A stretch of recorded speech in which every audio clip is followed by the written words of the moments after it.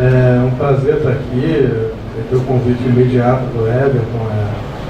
Sou militante do PCB, militante comunista, mas com uma grande referência no brizolismo, no trabalhismo. Venho de uma família trabalhista, meu pai, um brizolista de carteirinha, inclusive era diretor do Brizolão Nelson Mandela na ocasião da vinda do Nelson Mandela aqui no Brasil, no início dos anos 90. E é sempre um prazer estar aqui em atividade aqui com os companheiros do PDT. Está até batendo foto ali dos painéis para mostrar para o meu pai quando for visitá-lo, porque se é algo que eu aprendi em casa desde cedo era o quadro do Brizola e da Darcy Ribeiro na parede. Um processo extremamente rico que, creio eu, ajudou a lançar as bases desse processo que hoje está tão ameaçado, mas que inclusive explica um pouco de como que esse processo consegue se manter mesmo com todas essas pressões internas e internacionais. O enraizamento e a maneira como a população se identifica no processo é uma das características daquilo que se convencionou, né, se chamar de Revolução Bolivariana, socialismo do século XXI. E dentro dessas missões que eu participei na Venezuela, talvez essa tenha sido a mais gratificante, né? Percorrer o interior do país, chegar em cidadezinha que só tinha basicamente uma praça, a igreja e algumas ruas do entorno, e esperava terminar a missa, distribuímos bolo na praça, conversando com as pessoas, apresentando as propostas de lei da Constituinte. É um processo muito rico e muito pedagógico, né? E até mesmo por esse tipo de atividades que eu pude participar, acho que acabei me tornando uma pessoa, um dos camaradas do PCB que está bastante por dentro, participando, com contatos, com relações com os companheiros da Venezuela, e até por isso creio que posso trazer algumas colaborações a essa discussão sobre a Venezuela e sobre esse processo tão complexo que está povoando tanto a mídia quanto o imaginário aí da população brasileira, né? Uma das coisas que a gente tinha conversado com a Everton, antes de acertar mais ou menos o que falar aqui, né, seria de abordar um pouco do Caracaço, né? Nós estamos hoje há 30 anos desse processo, e abordar de como esse processo do Caracaço trouxe, ou melhor dizendo, né, desenvolveu a situação política da Venezuela até os dias de hoje, né? O Caracaço foi um processo que parte da mídia aqui no Brasil denominava de vandalismos e arruaças que ocorreram na capital da Venezuela. Inclusive me recordo de algumas reportagens que diziam que os saques eram criminosos, estavam sendo comandados possivelmente por narcotraficantes para desestabilizar o regime. Mas o que ocorreu na Venezuela, isso eu pude inclusive conversar com vários companheiros venezuelanos, tanto camaradas do Partido Comunista da Venezuela, o PCV, quanto companheiros e camaradas do PSUV, né, que é o partido base, digamos assim, do processo revolucionário na Venezuela. E todos falam com uma boca só que esse processo é uma grande rebelião popular. Uma rebelião popular que teve como estopim o processo de, digamos assim, o receituário neoliberal que estava sendo implementado no país.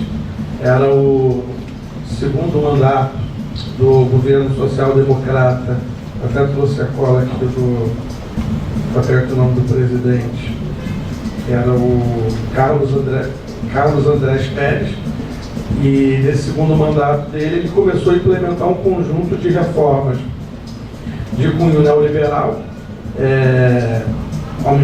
que acabou gerando um grande descontentamento na população, porque a população já vivia uma situação de extrema dificuldade. Para se ter uma ideia, cerca de 70% da população vivia abaixo da linha da pobreza, apenas 5% dos empresários detinham praticamente quase toda a riqueza produzida na Venezuela, ou seja, era um país que era extremamente desigual, e um conjunto de propostas implementados pelo governo logo assim que ele assumiu, de cunho neoliberal, privatizações, aumento de impostos,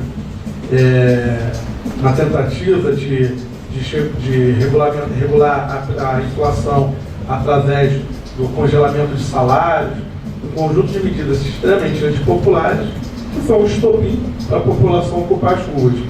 E aí, talvez, aquela gota d'água que faltava foi justamente o aumento do preço das passagens, algo muito similar que aconteceu aqui no Brasil há pouco tempo atrás. O aumento da passagem, o aumento do combustível, foi o grande estopim. Diga-se de passagem, a Venezuela é um dos grandes produtores de petróleo no mundo. E até hoje a gasolina e o combustível na Venezuela é extremamente barato, ou seja, para a população é inconcebível aquele aumento de combustível e o impacto disso, inclusive, no aumento das tarifas do transporte, e a população ocupou as ruas.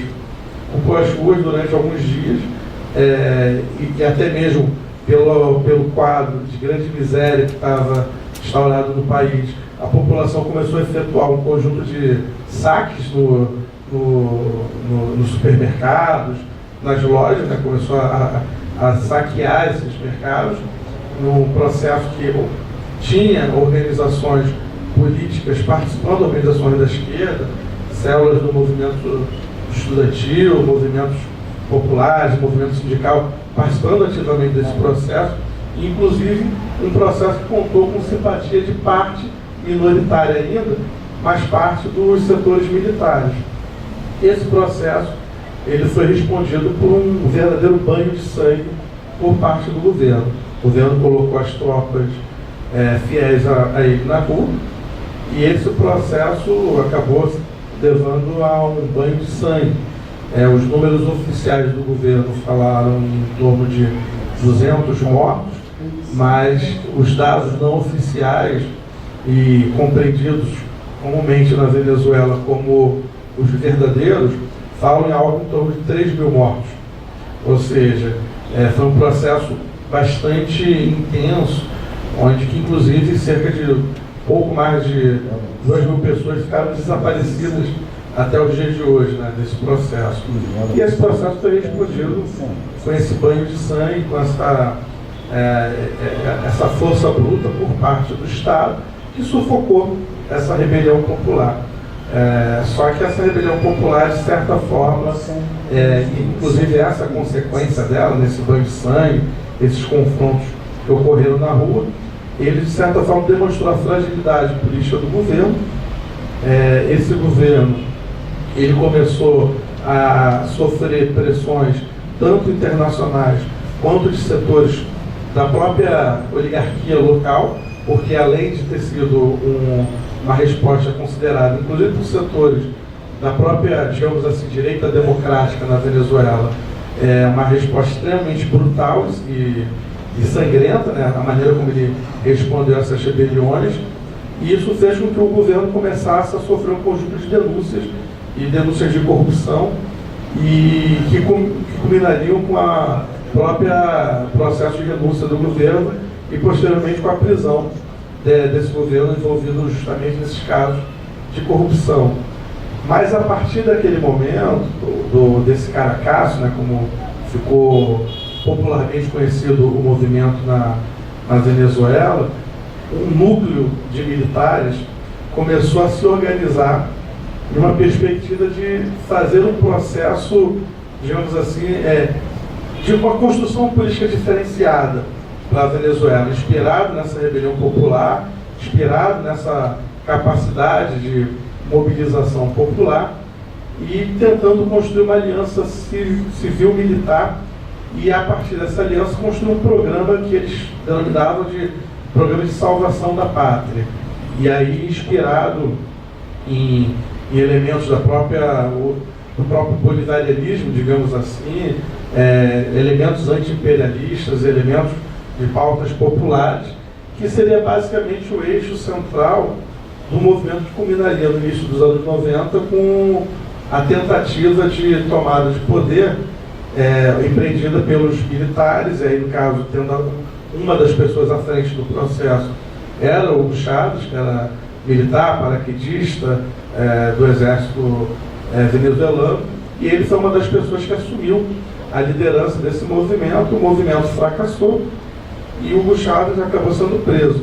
Porém, antes de ser preso, ele fez um pronunciamento à nação, em cadeia nacional de TV, em que ele assumia o movimento, inclusive fazia o diferencial de que aquele movimento, ao contrário dos movimentos anteriores, não era um movimento não era um golpe, porque o golpe ele qualificava como uma ação das oligarquias contra os interesses do povo, mas era uma legítima revolução popular que pretendia de fato instaurar na Venezuela um governo que atendesse às demandas e às necessidades da população contra os interesses internacionais e contra os interesses dessa oligarquia nacional, né, dessa pequena elite venezuelana. E ele termina esse pronunciamento falando que o que eles pretendiam era uma revolução popular e anti-imperialista, sob a inspiração do bolivarianismo. Né? A Venezuela passou por um período longo de crise ao longo dos anos 90, e é importante mencionar que os anos 90, não sei aqui quem já militava no período dos anos 90, quem já estava no movimento estudantil, no movimento popular, foi basicamente o período que eu estava começando a militar no movimento estudantil, no meados dos anos 90. Nós aqui sofrimos a hegemonia das políticas neoliberais, né, no nosso continente. Tinha Fernando Henrique Cardoso, que aqui no Brasil implementava todo o processo de desmonte nacional, e as privatizações, o ataque contra a estabilidade dos servidores, a repressão contra os movimentos sociais, a tentativa de estabilizar a moeda através da diminuição do poder aquisitivo do salário, até uma tentativa de paridade com o dólar, forçando a economia, ou seja, um conjunto de medidas que atendiam interesses das elites e eram contrários aos interesses da grande maioria da população.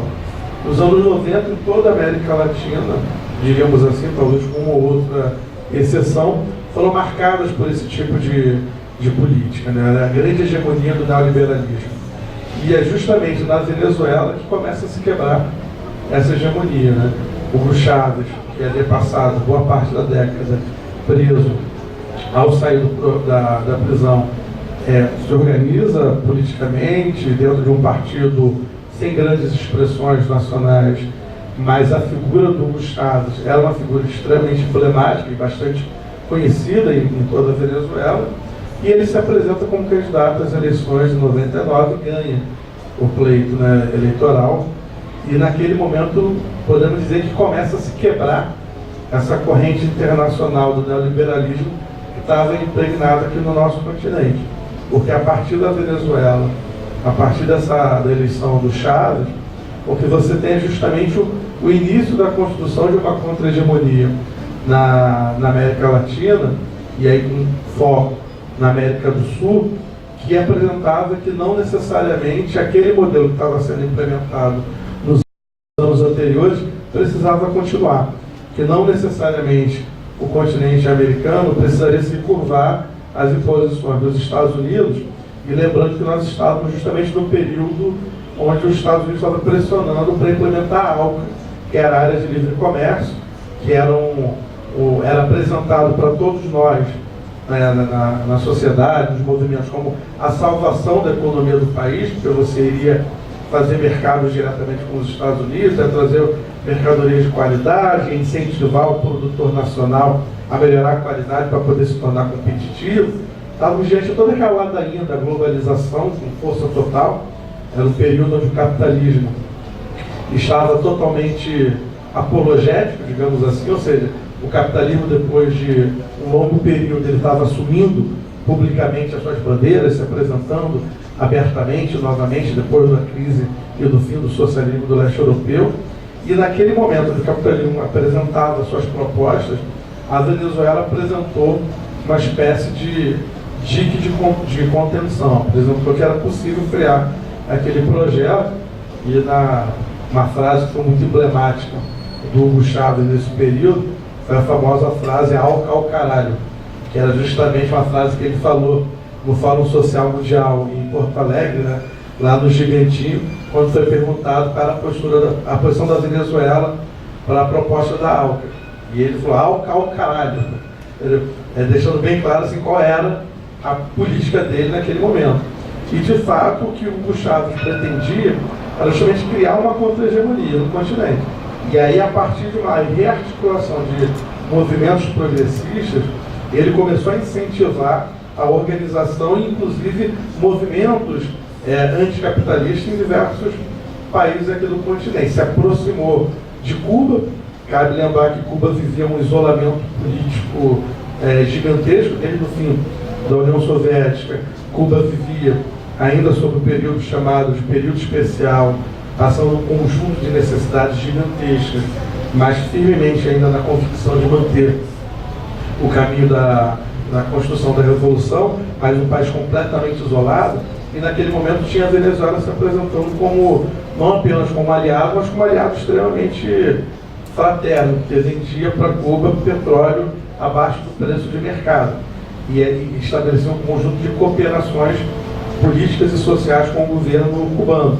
Uma delas era algo que se tentou ter no Brasil há pouco tempo atrás, mas logo de imediato, no início do governo do Bolsonaro, se esgotou, que foi a parceria com os médicos cubanos, né, que um conjunto de médicos cubanos participaram de um conjunto de missões na Venezuela para eliminar um conjunto de doenças crônicas do capitalismo, digamos assim, e algumas outras doenças, produtos de condições sanitárias de baixa qualidade. Ou seja, iniciou-se naquele período uma cooperação extremamente benéfica para os dois países, tanto para a Venezuela quanto para Cuba. E para além disso, você teve naquele início dos anos 90 a subida de alguns governos que não apenas eram simpáticos a essa nova proposta da Venezuela, como também passariam a ser entusiastas da construção desse mesmo modelo. E aí dois governos foram bastante centrais nesse processo, né? O governo do Evo Morales na Bolívia e o governo do Rafael Correa no Equador. Ambos os governos, junto com a Venezuela, formaram aí uma troika, né? uma trinca de governos que começou a apresentar um modelo alternativo de desenvolvimento para a América Latina. E aí eles desenvolvem esse projeto e apresentam como uma alternativa, inclusive sistematizada, organizada, com fases e etapas, que era a ALBA, que era a alternativa bolivariana para a América Latina, que era justamente você construir um tipo de relação política entre governos que você não anularia a soberania de cada país, mas você buscaria soluções a partir de uma rede de solidariedade desses governos para problemas comuns a todos esses países. E essa ALBA, ela pretendia de fato ser algo para além das fronteiras Equador, Venezuela e Bolívia, e também fazendo essa ponte com Cuba, mas pretendia de fato criar um movimento forte aqui no nosso continente. Um desses movimentos que foi criado no início dos anos 2000 foi o movimento continental bolivariano, foi um movimento criado a partir da articulação da Venezuela com movimentos sociais e populares na Colômbia e que se expandiu para toda a América Latina. Do México à Argentina se criou capítulos, né, como eles denominavam, desse movimento continental bolivariano, que depois passaria a ser um dos principais atores políticos, tanto na solidariedade e na luta pela paz na Colômbia, sendo um dos criadores do processo de negociação de paz que foi protagonizado pela insurgência, né, pelas FARC-EP, e também como criar movimento nos diversos países, não apenas de solidariedade, mas também de ação política. Aqui no Brasil foi criado um capítulo do movimento continental bolivariano, né, que depois de um congresso viraria Coordenadoria Continental Bolivariana, e essa coordenadoria tinha justamente esse papel, de trazer o debate, de construir uma articulação latino-americana, tentar construir um movimento de caráter continental. E aqui no Brasil, alguns movimentos, partidos se integraram a essa movimentação, a essa coordenação continental, que infelizmente no começo da segunda década desse século começou a se enfraquecer, tanto por alcançar parte dos seus objetivos na Colômbia, quanto por ter perdido completamente o apoio de uma rede de governos que tinha se criado um segundo momento aqui na América Latina. Esse segundo momento, essa segunda etapa, digamos assim, do processo, foi o que se expandiu para além dos três governos, Bolívia, Venezuela e Equador, com a ponte com Cuba, que foi basicamente essa articulação que envolveu os chamados governos progressistas da região. E aí, no caso, foram governos que também subiram nessa leva de apresentar propostas contrárias àqueles choques de neoliberalismo que o continente estava submetido.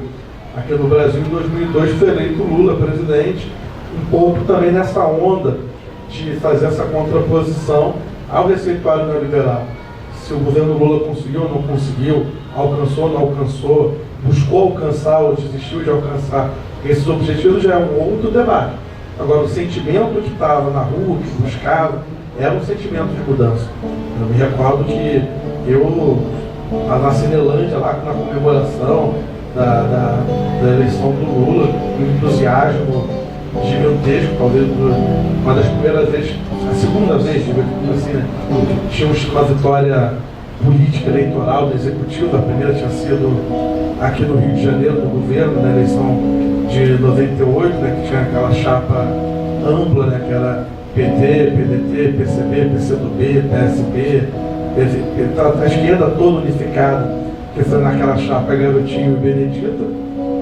E aqui talvez não tenha sido uma primeira vitória, quando nós sentimos para perder o gostinho de vitória, por mais logo depois também um conjunto de problemas acabou meio que desvirtuando aquele processo, e alguns desses, no caso, saem do governo em menos de um ano, mas aquele gostinho da vitória ali foi bastante saboroso. E também essa de 2002, a vitória do Lula, era um reflexo também dessa movimentação de dar um basta nesse processo neoliberal. Assim foi no Brasil, assim foi no Paraguai, com o governo do Lula, assim foi no Chile, com o governo da Bachelet, assim foi na Argentina, no processo da família Kirchner, né? Tanto fale agora o nome do marido, mas a Cristina Kirchner depois assumiu o governo, depois da morte do Kirchner, o Nestor Kirchner. Assim foi com Ortega, voltando ao poder pelo processo eleitoral na Nicarágua. Assim foi com a Frente Farabundo Martí, lá em El Salvador, também um processo muito semelhante, onde o movimento guerrilheiro dos anos 70 e 80 se desarmou e se apresentou ao processo eleitoral e ganhou as eleições, né? A Frente de Libertação Nacional Farabundo Martí. Ou seja, se criou uma rede de governos, e claro, o Uruguai com a frente ampla, que tinha tido já o Tabaré de Vasco e depois o Mujica, e depois agora voltou o Tabaré, talvez seja um dos locais onde a contra-onda ainda não conseguiu destruir o processo. Mas, ou seja, naquele segundo momento, assim, no começo dos anos 2000, você criou na América Latina uma rede de governos, onde você tinha os governos, digamos assim, mais radicais, que era Venezuela, Bolívia, Equador, em parceria diretamente com Cuba, mas você tinha em um segundo patamar uma rede de governos que, se não estavam no mesmo nível de reformas e transformações que estavam o governo desses três países, mas pelo menos criava uma rede de não combater esses governos, em alguns momentos até compartilhando, trocando e criando parcerias. Porém, as limitações desses governos aqui, desses chamados governos progressistas, elas ficam assim, visíveis logo no início dessa segunda leva de governos progressistas, quando Chávez, já presidente da Venezuela, procura apresentar uma proposta, digamos assim, revolucionária, que era a criação de um banco de fomento único para esses países da América do Sul, que seria o Banco do Sul, agora me falha a memória, o nome da proposta, mas seria um banco unitário para esses países, que teria o papel de fomentar reformas estruturais, transformações econômicas desses países. Essa proposta não foi aceita pelo Brasil, essa proposta não foi aceita pela Argentina, essa proposta não foi aceita pelo Chile e essa proposta não foi aceita pelo Paraguai. Ou seja, já dava para ver ali naquele momento que o nível de integração que alguns desses países queriam era diferente de outros países. Ou seja, o patamar que estava Venezuela, Equador e Bolívia não era o mesmo, infelizmente, que estavam Brasil, Argentina, Chile e Paraguai. Mas, de toda forma, a ALBA continuou sendo um projeto que, digamos assim, incentivou um conjunto de transformações radicais. A Venezuela passou, naquele momento, por transformações na área da educação, na área da saúde, na área da cultura, na área de infraestrutura.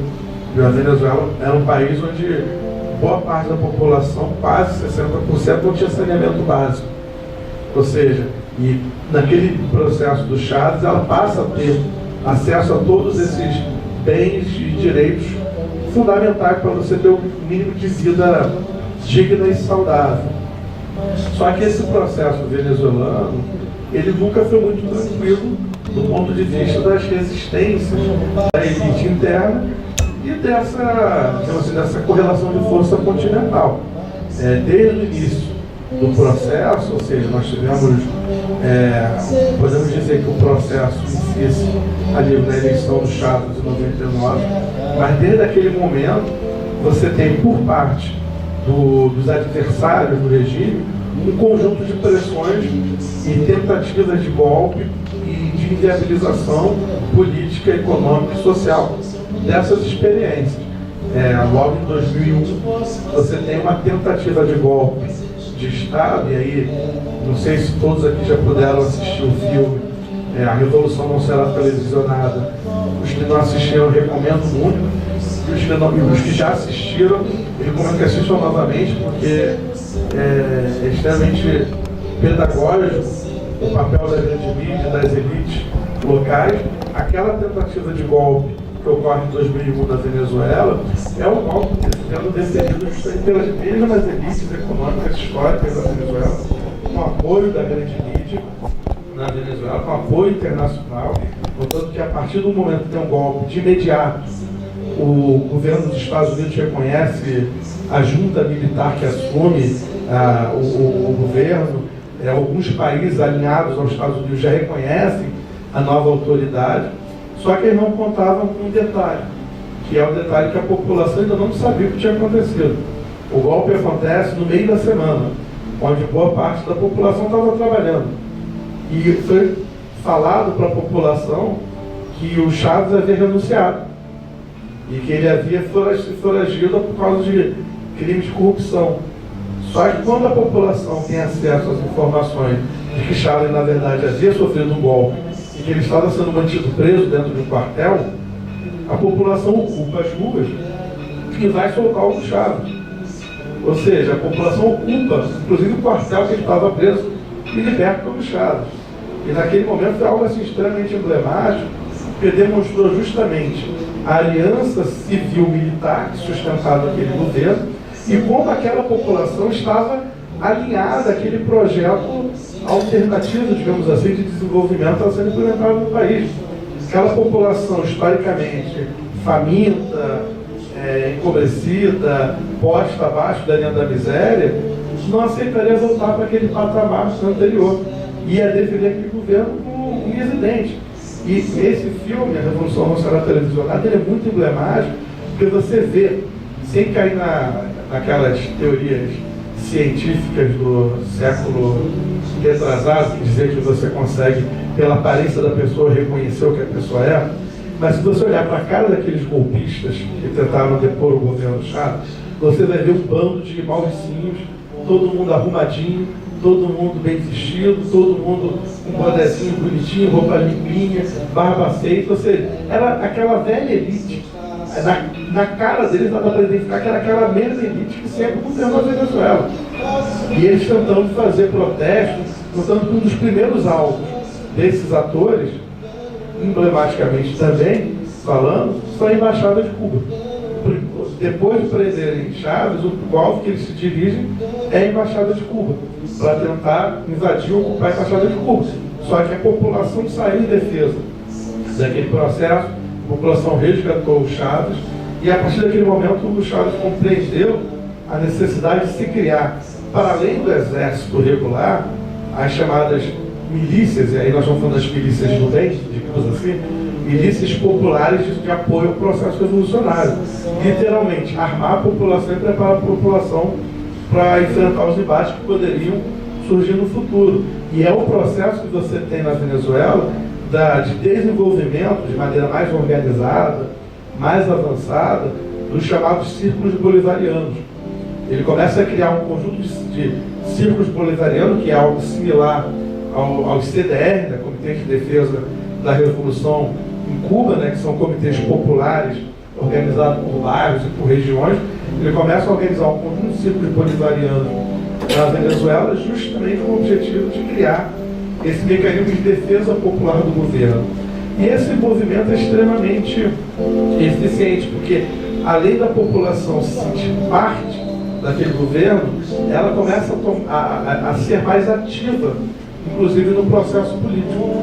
E é a partir desse momento que o governo começa a desenvolver o que eles chamam de socialismo do século XXI, ou um patamar diferenciado de organização popular, chamam uma constituinte, eles acreditam que é necessário mudar as estruturas do Estado venezuelano. E aí hoje uma das coisas que nós mais escutamos falar é que a Venezuela é uma ditadura autoritária, que não tem processo democrático. A Venezuela é um dos países que mais teve eleições e referendos populares da América do Sul, talvez da América Latina, nessas últimas 2 décadas. Um conjunto de referendos, várias consultas populares, plebiscitos, constituintes, eleições parlamentares, eleições do baixo parlamento, um conjunto de eleições e de convites à população a participar do processo decisório, que, digamos assim, não apenas ganhou a população para apoiar, como ganhou a população para compreender que ela era parte presente daquele processo. Ela não apenas era representada, mas ela se via naquele processo que estava sendo construído na Venezuela. Essa vida esse processo venezuelano, que conseguiu ter uma estabilidade nessa segunda metade da primeira década desse século, ele começa a sofrer novamente um conjunto de pressões, justamente na leva que vem depois, que é o processo vamos chamar de o Império Contra-Ataque, que é justamente nesse processo onde os governos progressistas da região, alguns por insuficiência dos seus próprios governos, começaram a sofrer derrotas políticas. Nós fizemos aí o governo Hugo sendo deposto por um golpe parlamentar, inaugurando esse novo modelo de golpe político, né, aqui no nosso continente, esse golpe palaciano, digamos assim, esse golpe que não precisa ter um grande aparato militar nas ruas, mas é um golpe articulado, institucionalizado dentro do parlamento. Nós tivemos esse processo também em El Salvador, nós temos esse processo, esse tipo de golpe, né, de deposição de governo. Foi em El Salvador, que foi do governo, que até foi buscar refúgio na embaixada da Honduras, Honduras.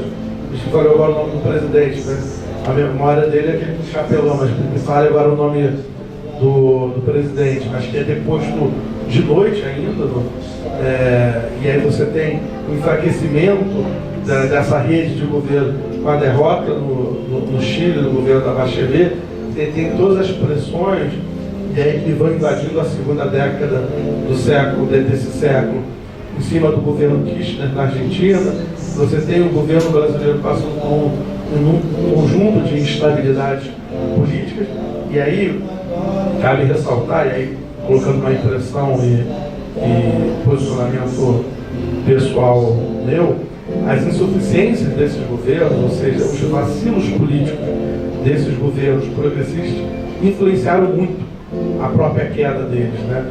Digamos assim, talvez o Chile talvez seja muito emblemático, e o Brasil também, mas o Chile talvez o exemplo mais forte, foi um governo do Partido Socialista, que foi derrotado por um governo neoliberal depois de a década de 90 de neoliberalismo no Chile, e de todo o período neoliberal dentro do governo do Pinochet, dentro da ditadura do Pinochet, e que é um governo que volta neoliberal para suceder um governo socialista, justamente pelas incapacidades daquele governo socialista de cumprir uma agenda popular. Ou seja, a população acabou escolhendo, já que é para ter alguém, um liberal governando o país, vamos escolher os próprios liberais do que os liberais transfigurados de socialistas.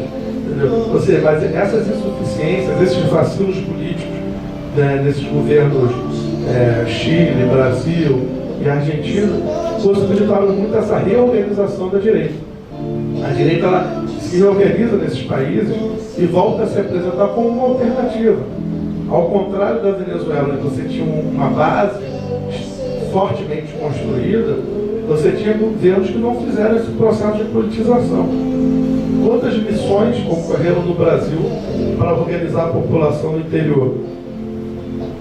Quantas vezes nós fomos chamados, nós de esquerda, socialistas, progressistas, trabalhistas, democratas, radicais, quantas vezes nós fomos convocados a ir para as ruas, convidar a população a se organizar, discutir projetos de leis? Quantas? Nenhuma.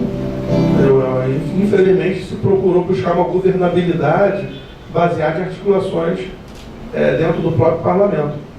E aí, quando você chama essas pessoas que são, digamos assim, ratazanas para uma festa, de um evento da FMJD, da Federação Mundial da Juventude Democrática, e ainda era o governo do Correia, mas assim, havia já uma pressão, já era perceptível uma pressão das elites para tentar desestabilizar o governo do Correia, e também havia um conjunto de limitações dentro do próprio processo. A economia ainda era indexada ao dólar.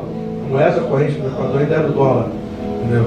Ou seja, ainda estava muito atrelado ao capitalismo internacional. Né? Por mais que o Correia fosse um governo alinhado ao Chávez, ao Evo, aliado a essa proposta da ALBA, mas era aquilo. O Equador é digamos assim, uma ilha continental, né? Um pequeno país que precisa da exportação e da importação para sobreviver. Ou seja, é um país que sofre com as limitações. A Bolívia conseguiu se manter, com algumas concessões, mas conseguiu se manter. E a Venezuela, as pressões foram extremamente, digamos assim, violentas. Né? A morte do Chávez é um capítulo dramático desse processo. Né? Ele adoece, vai se tratar em Cuba, procura se tratar, mas já buscando construir uma sucessão dentro do PSUV, dentro dessa articulação congenital, mas a morte do Chávez enfraquece esse processo venezuelano, até porque a população era muito identificada com o Chávez. Era algo assim, era algo extremamente assim, inexplicável. Assim, eu tive a possibilidade de participar de um evento na Venezuela com a presença do Chávez. Assim, era algo surreal. Tipo, o carisma dele, a maneira como a população se identificava com ele, era algo assim que eu jamais vi em uma liderança popular. Assim, né? Ele, de fato, tinha um grande apelo, e a população se identificava muito e apoiava e seguiria ele tudo. A população estava com as palavras de ordem da população, era Chávez não se vá, entendeu? Porque havia uma identificação muito forte com o Chávez, né? E a morte do Chávez enfraquece um pouco esse processo, né? O Maduro, quando assume o governo, não era mais o Hugo Chávez, né? O Maduro ele havia sido conhecido da população dentro do governo do Chávez. Ele não era o Chávez que era conhecido desde os anos 90, que tentou dar o levante popular, a tomada de poder, que reorganizou o país, que lançou novas bases de desenvolvimento, que apresentou algo. Não, Maduro era tido como um administrador, alguém de confiança, mas alguém da máquina, alguém, digamos assim, na falta de uma expressão melhor, alguém da burocracia do Estado. E, de fato, assim, o Maduro ele possui algumas limitações em comparação ao que foi o processo do Chávez. Agora, e aí já entrando para concluir nessa parte da crise atual, nós não dá para colocar nas costas do Maduro toda a crise que a Venezuela está passando, como se fosse um problema de incompetência política do governo Maduro. Até porque o que a Venezuela está pensando é algo extremamente similar ao que aconteceu com o Chile nos anos 70, no período da Allende, que foi a sabotagem interna, a estocagem de alimentos, de produtos de primeira necessidade, ou seja, os empresários, a elite econômica, algo que eles tentaram fazer e conseguiram fazer de certa forma no início do governo, do Chávez, voltaram agora com força total, que é o quê? É a crise de abastecimento. Eles isolam o alimento, tiram os alimentos do mercado, tiram os produtos do mercado, como uma forma de criar um ambiente interno desfavorável ao governo. O governo fica, digamos assim, com as mãos abanando diante de uma crise de abastecimento, porque não tem produtos no mercado, pelo menos o que tem é pouca quantidade. E essa crise, soma-se a essa crise ainda, o bloqueio econômico das contas da Venezuela internacionais, o bloqueio comercial que está sendo imputado contra a Venezuela. Ou seja, o que hoje a Venezuela passa é uma crise ocasionada por um conjunto de pressões internacionais, justamente para tentar conseguir sufocar, num dos momentos mais frágeis, aquela experiência. Porque é uma experiência que hoje está isolada politicamente. Você tem um cerco montado que se potencializou com a eleição do Bolsonaro no Brasil, porque você antigamente tinha a Colômbia, que era uma ponta de lança contra a Venezuela. Agora você tem o governo brasileiro fazendo o cerco na outra fronteira. A pressão internacional, nós temos bases militares na Colômbia. Você tem hoje dois governos, o brasileiro e o colombiano, com uma pressão gigantesca sobre o governo venezuelano. Inclusive potencializando essa crise de abastecimento. E aí, nesse cenário de crise econômica e social, é apresentado como uma alternativa internacional chamada ajudas humanitárias. E essa ajuda humanitária, que é, talvez dia 24 de fevereiro, foi talvez um dia mais dramático, né, que foi o dia que chegaria na fronteira essa ajuda humanitária, e hoje em dia já foi comprovado por imprensa da grande mídia internacional que quem incendiou aqueles caminhões eram os opositores, não o governo venezuelano. Ou seja, e que aquela ajuda humanitária que foi encaminhada contra a Venezuela, acho que a expressão uma falha correta, justamente era para potencializar essa articulação, essa oposição interna, que é uma oposição golpista, é uma oposição que flerta com o fascismo, extremamente criminosa, que organiza sabotagens, atentados internos, que se alinha ao que há de pior no capitalismo internacional, que é os Estados Unidos, ao ponto do líder deles, o Guaidó, chegar e afirmar que ele não descarta a possibilidade de solicitar uma invasão militar internacional, que a liderança nacional vai pegar e dizer que não descarta solicitar que um outro país invada o seu próprio país. Ou seja, os interesses ali que estão em jogo na Venezuela são interesses muito fortes, até porque a Venezuela é um grande produtor de petróleo e é muito mais próximo dos Estados Unidos do que o Oriente Médio. Ou seja, existe um conjunto de interesses em jogo e a própria posição geopolítica da Venezuela, aqui na América do Sul, floresta amazônica, biodiversidade, água doce, petróleo, é um país que tem saída para dois oceanos, ou seja, é algo que assim, faz parte dos interesses do capitalismo para a região. E nesse sentido, que a Venezuela hoje passa, talvez por essa mais dramática crise desde a ascensão do bolivarianismo, da eleição do Chávez no final dos anos 90. Agora, como que nós vamos lidar com esse processo, compreendendo que, inclusive, o que aconteceu na Venezuela pode mudar a correlação de forças por longo período na América do Sul, e aí jogar o Brasil num processo também aí de dominação da extrema-direita durante um bom tempo, é algo que nós temos que nos preocupar. Como nós vamos colocar nessa luta, como nós vamos nos posicionar dentro desse debate, como nós vamos criar mecanismos de solidariedade a esse processo, porque não é apenas uma solidariedade com um país vizinho, não é apenas a solidariedade com o povo, mas é a compreensão de que é possível e necessário construir um novo tipo de desenvolvimento para o nosso continente, algo alternativo. Talvez uma das frases que o Chaves mais repetia ao longo da sua vida, né? Construir algo alternativo. A ALBA é a alternativa bolivariana, é criar uma alternativa ao capitalismo, no caso da proposta do socialismo do século XXI. Ou seja, como que nós podemos, na América do Sul, construir algo diferente e não apenas nos submeter aos ditames do Império. E aí, André, agora tem a discussão. Obrigado.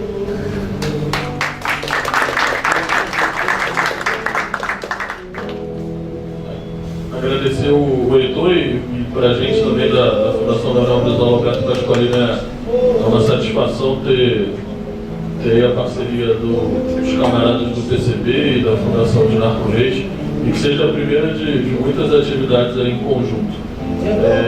Eu vou aqui abrir as inscrições, o São Paulo e o Vitor já se inscreveram, o Luiz, e aí à medida que ele for respondendo, vamos fazer as 3 em bloco e a gente abre para novas. Eu vou só usar a prerrogativa aqui da mesa para também fazer um questionamento, né?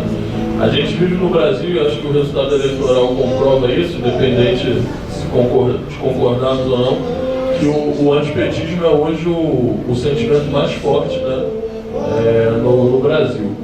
E se convencionou até pelas relações, né, e pelas falsas polêmicas, que apoiar o Chaves e hoje o Maduro é você ser petista, né?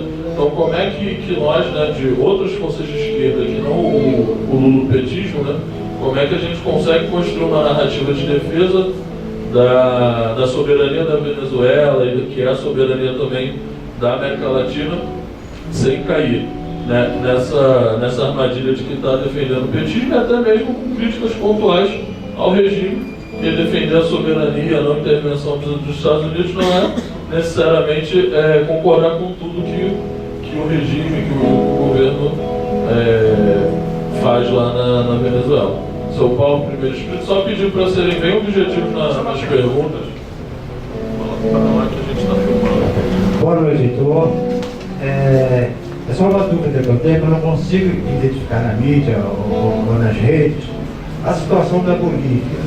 Como é que o Evo Morales está se encaixando neste momento atual? Me estranhou muito a presença dele na posse do Bolsonaro e até hoje eu não consegui ler nada sobre isso. E você está mais antenado, é isso que eu gostaria de saber.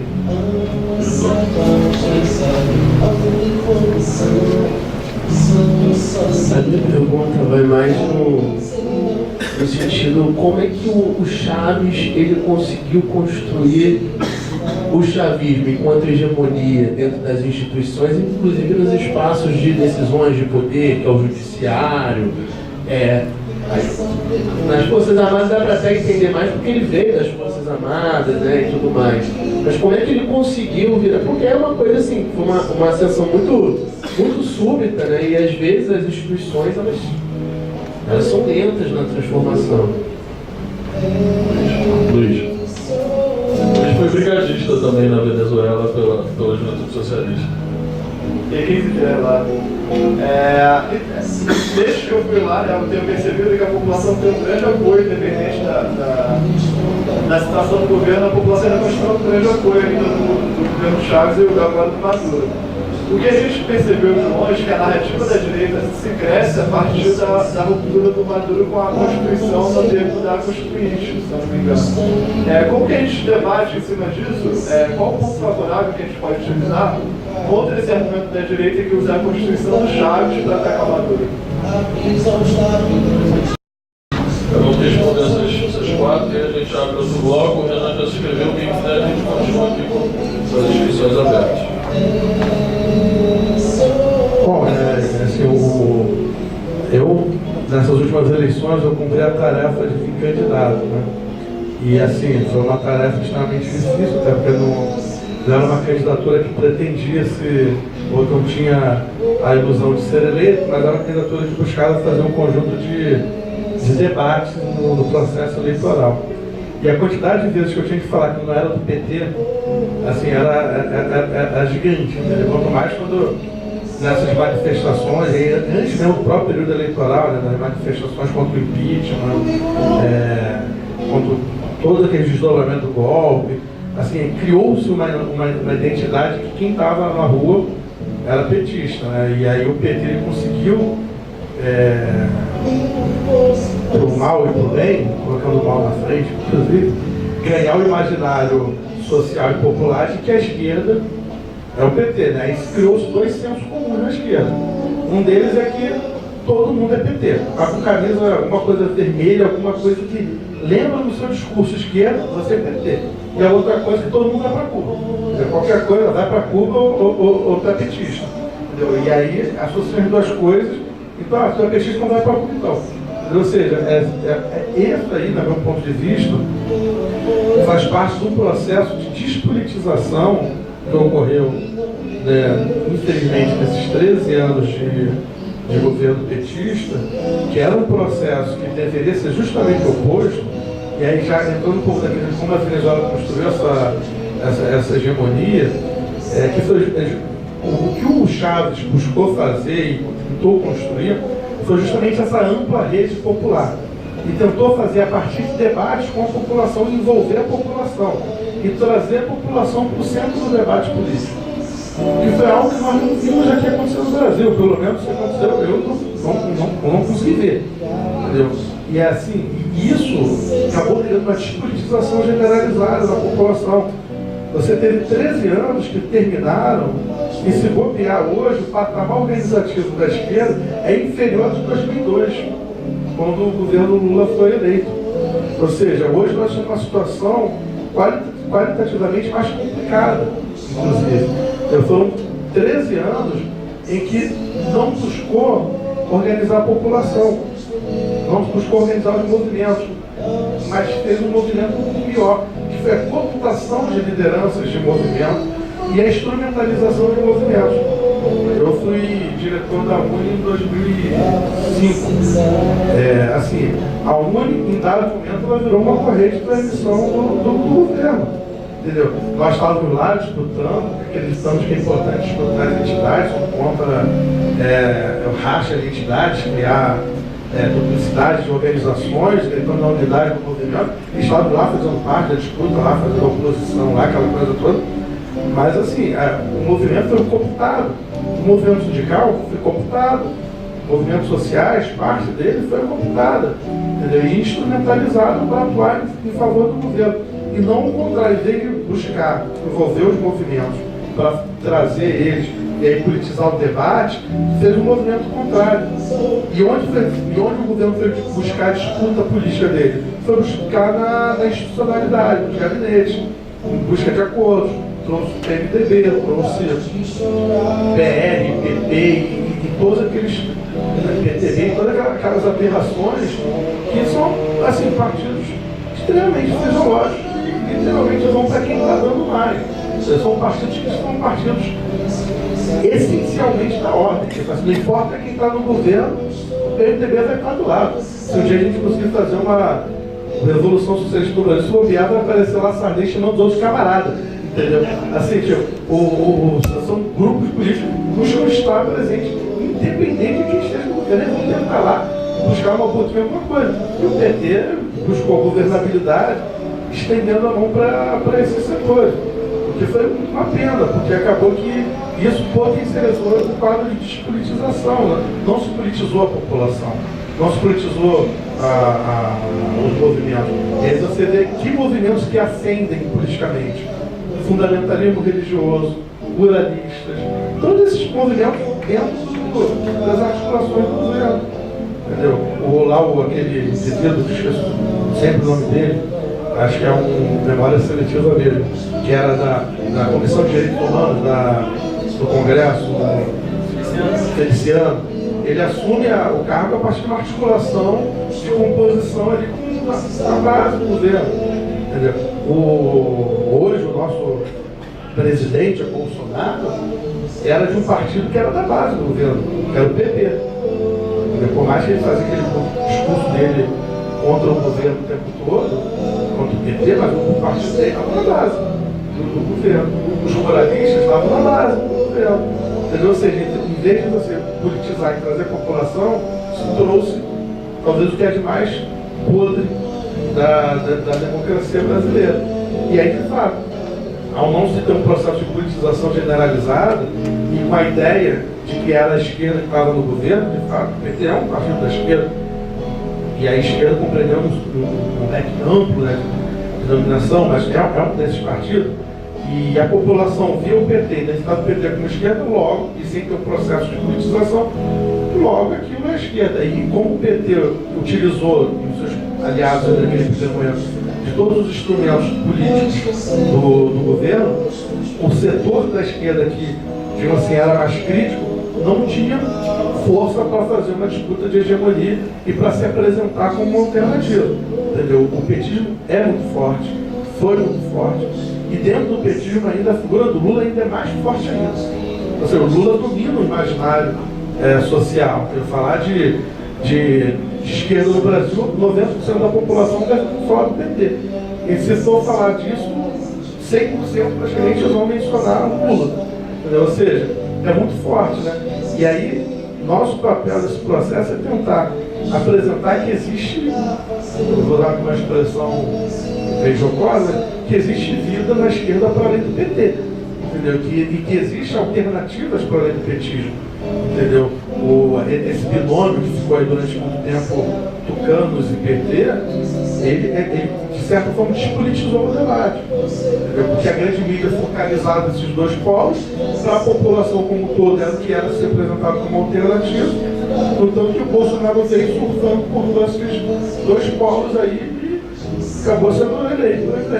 Eu acho que nós temos que trabalhar muito nessa esteira aí, inclusive na luta pela solidariedade à Venezuela, e uma solidariedade que é crítica, entendeu? Até porque é isso, o governo Maduro ele tem insuficiência, ele apresenta alguns equívocos na sua política e que devem ser criticados, mas quem tem que resolver a equação na Venezuela é a população venezuelana. Entendeu? E a população venezuelana hoje majoritariamente apoia o governo do Maduro. Entendeu? Ou seja, a soberania popular presente na própria Constituição da Venezuela é de defesa do governo da normalidade democrática lá, que tem o Maduro como o expoente do governo. E aí deixou a declaração exposta, né? Essa construção desse movimento de base, do bolivarianismo, foi muito forte. Eles fizeram esse movimento, um movimento pedagógico, que ia dentro das escolas, das faculdades, e não se limitava, ia nos bairros populares, ia nas comunidades, ia no interior, nas regiões agrícolas, ou seja, era um movimento muito intenso. Né? E essas missões, acho que talvez tenha sido uma dessas manifestações. Né? A população, de fato, abraçava muito esse processo, a população se identificava muito desse governo. Né? Na Bolívia, nós temos hoje um governo que está totalmente isolado, assim no continente, né? Tirando a Venezuela, que dá uma apoio, a Bolívia está totalmente isolado. O que eu creio, eu também tomei com espanto a visita do Evo aqui na posse do Bolsonaro, com mais espanto ainda o discurso dele, de falar irmão, aquela coisa toda. Eu creio que dali é uma tentativa de saída de isolamento e uma tentativa de diálogo. Mas logo depois, no processo de tentativa de criminalizar a posse do Maduro, a Bolívia voltou novamente a se alinhar com a Venezuela, no caso, basicamente a Bolívia e o México e o Uruguai fazendo essa contenção ali no grupo de Lima e na OEA contra essa criminalização da posse do Maduro, e hoje ela se coloca em prol da Venezuela. Agora, o eixo está muito isolado. Assim, o governo da Bolívia, e a Bolívia é um país que necessita de muito da importação de mercadoria, é um país que está muito isolado. E assim, se você não tiver hoje uma mudança na correlação de força aqui no continente, lembro que a Bolívia talvez seja o elo mais fraco da corrente. Talvez mais fraco que a própria Venezuela, que está essa pressão toda. Mas na Venezuela tem uma maior unidade nacional. Na Bolívia, a própria caracterização de ser um país de diversas nações, né, internas, dificulta esse trabalho interno. Né? E aí, voltando para a questão da Venezuela, só para essa transladada, recentemente estava conversando com um companheiro de Cuba, que estava no Marcelo Durão, do MST, né? Nós estávamos conversando sobre a conversa aí com o pessoal de Cuba, com o pessoal real.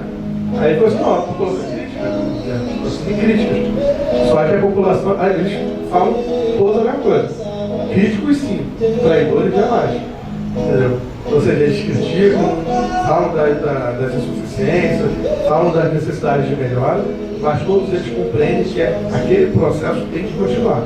Ele tem que ser melhorado, tem que ser ajustado, tem que funcionar melhor. Mas ninguém ali é favorável a parar a revolução, né? Porque uma das coisas que o Fidel Castro falava muito, que ficou muito forte, é isso. A revolução em Cuba é um processo. Entendeu? E na Venezuela houve essa, digamos assim, essa contaminação, entre aspas, né? A população ela vê a revolução como um processo. Eles falam que a revolução bolivariana não pode parar. Entendeu? E aí nós vimos no dia 24, fatídico dia 24, a manifestação do Maduro no centro de Caracas era algo monstruoso, a população em peso lá fazendo apoio e fazendo coro com a construção do governo do Maduro. Você não responder tudo, mas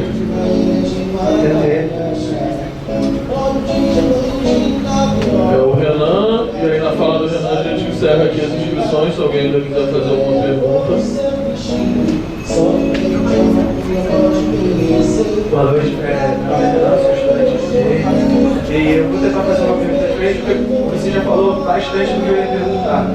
Mas o que a gente percebe na Venezuela é que eles têm muitos instrumentos democráticos, núcleos de consulta da população, e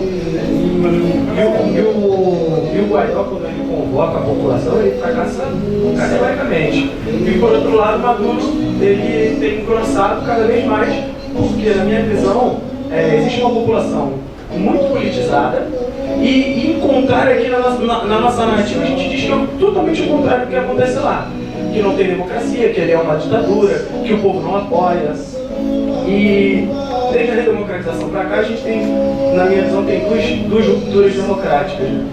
E o que difere a gente para a Venezuela de politização, porque hoje a gente é uma sociedade totalmente despolitizada e desinteressada.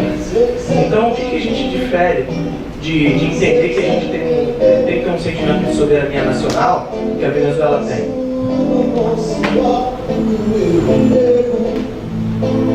Fábio. Depois o...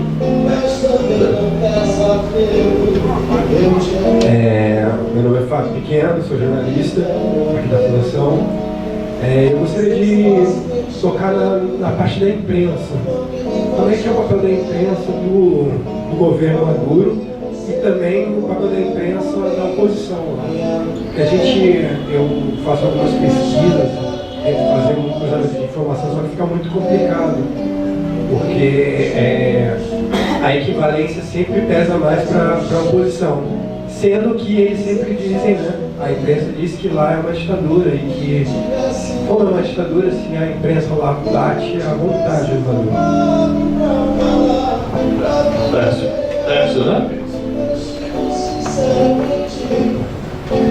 Bem, uma das coisas que me preocupa muito é que na história parece que todo movimento bem intencionado de esquerda, quando chega ao poder e alcança uma certa longevidade, sai de forma traumática do poder. O Vargas foi assim, o PT aqui foi assim, o Maduro está caminhando nesse caminho, entre vários outros, da União Soviética também, mesmo que no início tenha sido um sucesso muito grande.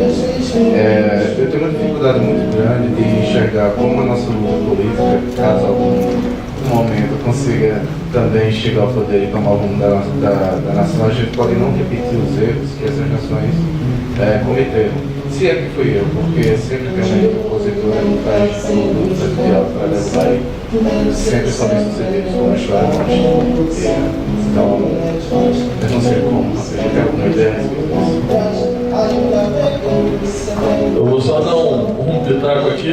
Eu estive na China em 2017, né? Fiquei 10 dias lá, convite do PCCH, e eles fazem exatamente isso que você falou.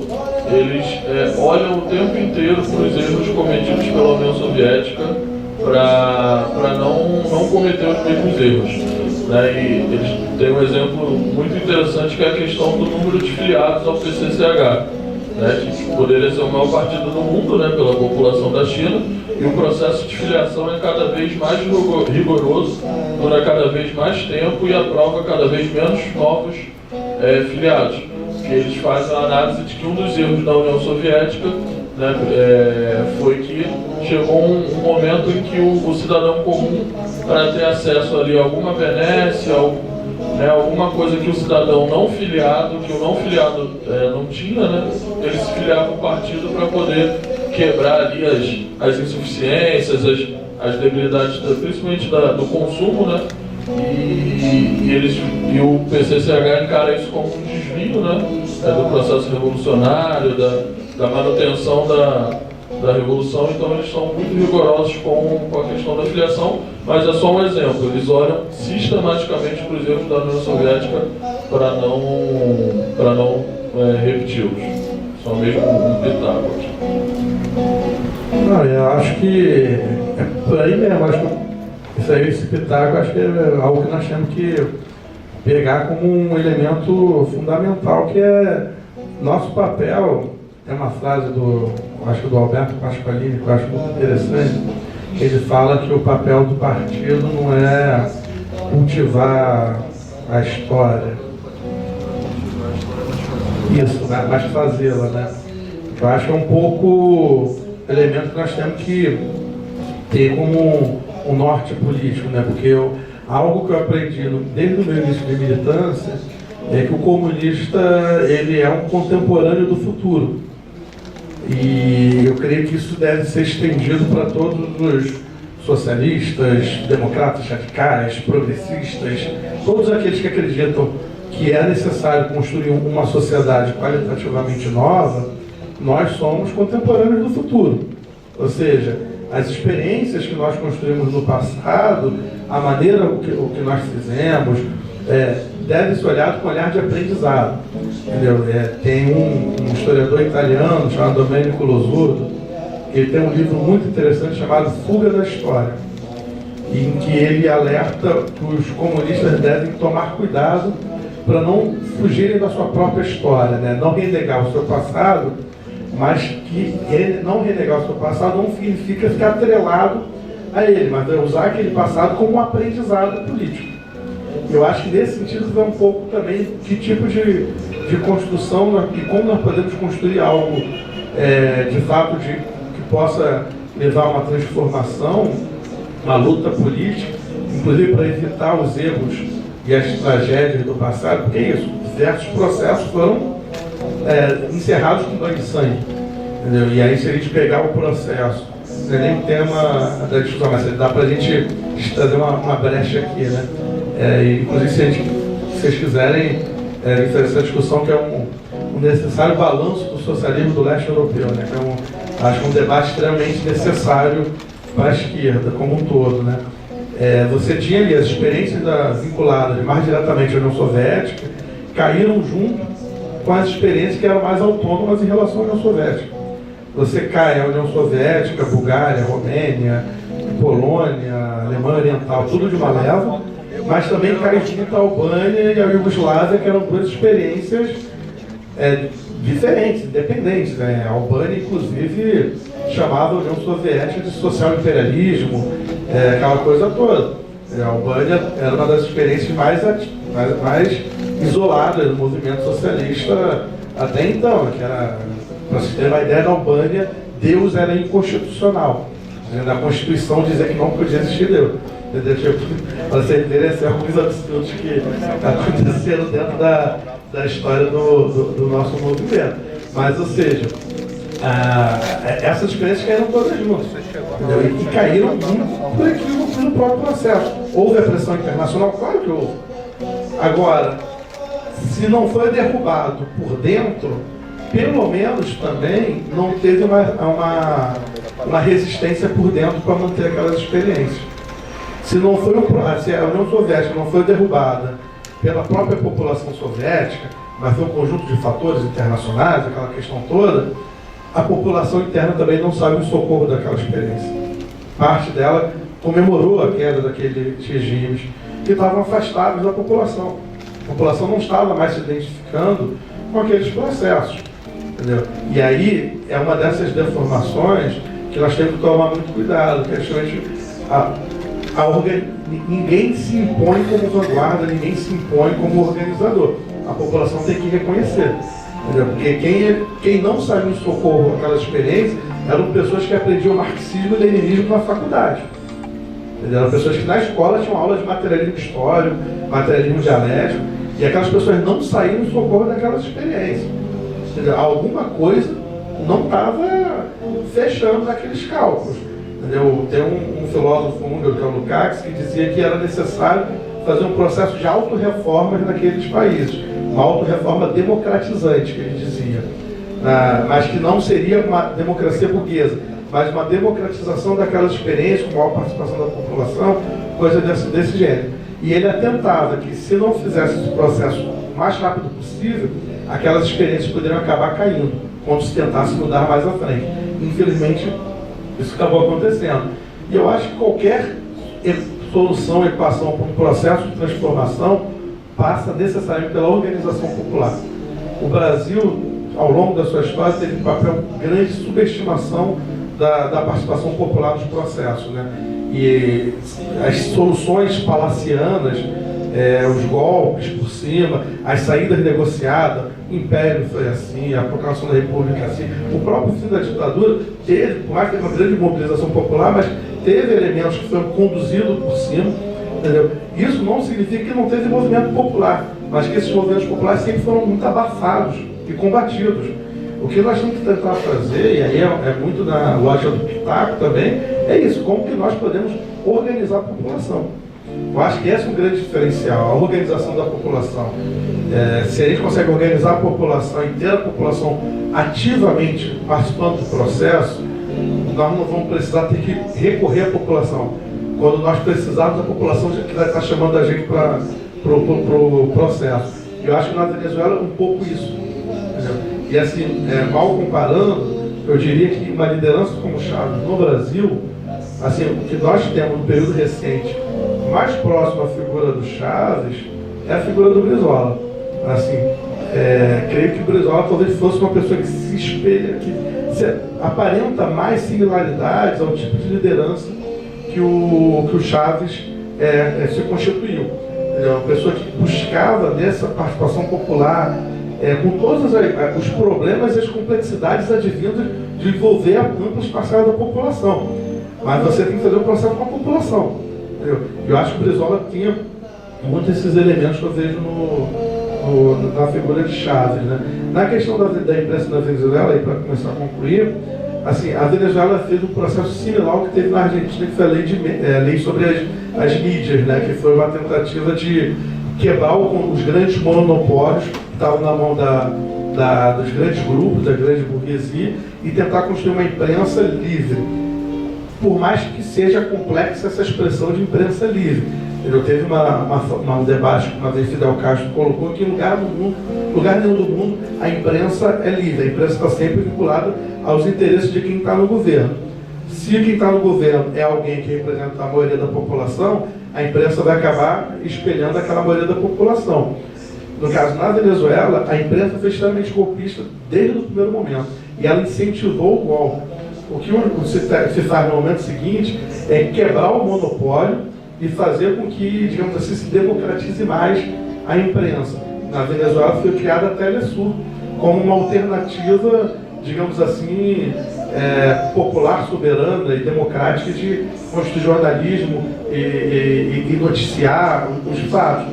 E você vê que no Brasil, uma das primeiras coisas que o Bolsonaro faz ao assumir o governo é enfraquecer a EBC. Entendeu? Você vê como que essa discussão da imprensa pública está um pouco atrelada a essa discussão, porque é um debate diretamente com os interesses dos grupos empresariais que estão por detrás dos interesses da grande imprensa. E uma outra comprovação que a Venezuela não é uma ditadura, o Guaidó fez o que fez, fez o que fez e voltou. Entendeu? Tipo, aqui no Brasil, o Bolsonaro vive ameaçando mandar prender todo mundo só porque reclama ou tenta associar ele a grupos milicianos ou coisas do gênero. Entendeu? Ou seja, o Guaidó fez o que fez, quase um golpe militar internacional, e voltou então andando por lá. Entendeu? Ou seja, não sofreu nenhum tipo de represália. Né? É nesse sentido que eu acho que assim, nós temos que tentar fazer esse processo de politização, disputar corações e mentes. Na Venezuela, uma coisa que me impressionou muito é que a população discute no boteco sobre projeto de lei. O cara está lá no barzinho, está discutindo lei, está discutindo qual é a melhor proposta de educação, qual é a melhor proposta de infraestrutura. Isso eu acho que é um processo de politização extremamente benéfico e que a população de fato sente, ela é protagonista do processo. Eu acho que algo que nós podemos tentar fazer é politizar o máximo possível todos os espaços. Politizar os espaços não significa ser chato, significa ser o mala que vai chegar vamos dizer, não, mas é politizar os detalhes, é problematizar, é trazer as mediações, como que essa complexa equação da luta de classe se manifesta no dia a dia das pessoas. Não é chegar e falar de coisa abstrata, mas é do cotidiano. Eu acho que isso a Venezuela conseguiu fazer muito bem, falar do cotidiano, de como que os problemas da luta de classe se manifestam no dia a dia. Transporte, saúde, educação, saneamento, alimentação, soberania alimentar. Ou seja, ela conseguiu envolver a população a partir do seu cotidiano, do seu específico. Eu acho que esse pode ser um caminho de uma retomada que eu acho que vai ser necessário para a gente no Brasil. Eu acho que assim, nós estamos hoje, enquanto esquerda, derrotados. Quem está no governo é a extrema-direita com elementos fascistizantes. Entendeu? Acho que essa compreensão é um passo importante para a gente começar agora, nós começarmos agora a retomada, o recomeço, um trabalho de base em longa duração. Obrigado.